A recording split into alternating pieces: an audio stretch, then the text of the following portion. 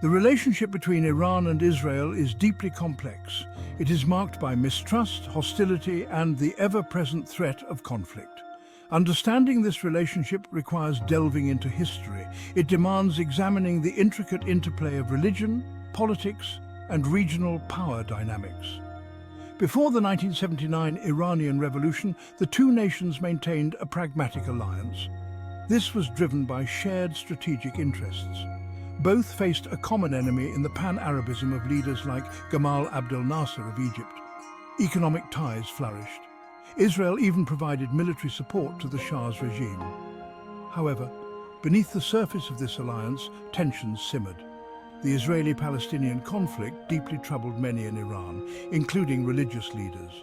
The Shah's repressive policies and his close ties with the United States also fueled resentment.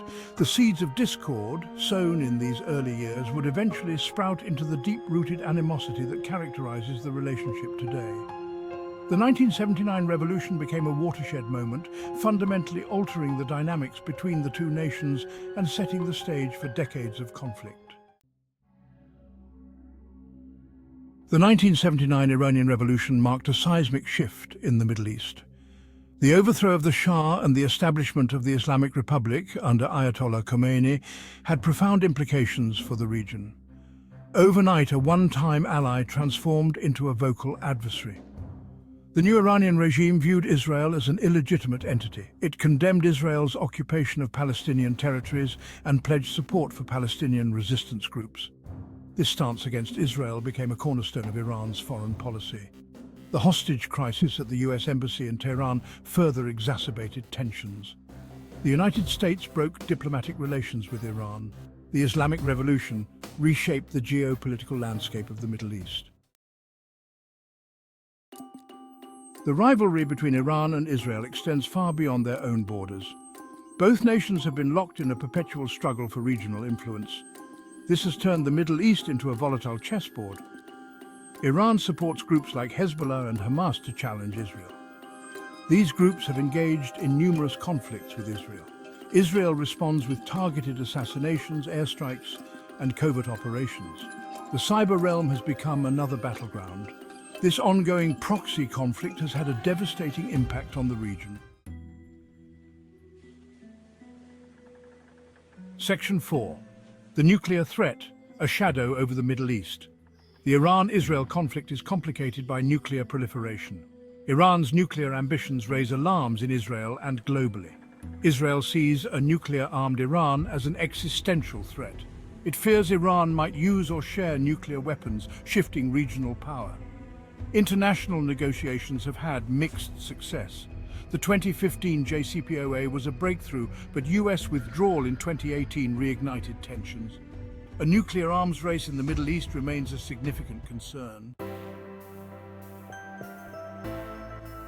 Section 5. Shifting sands. The Abraham Accords and new regional dynamics.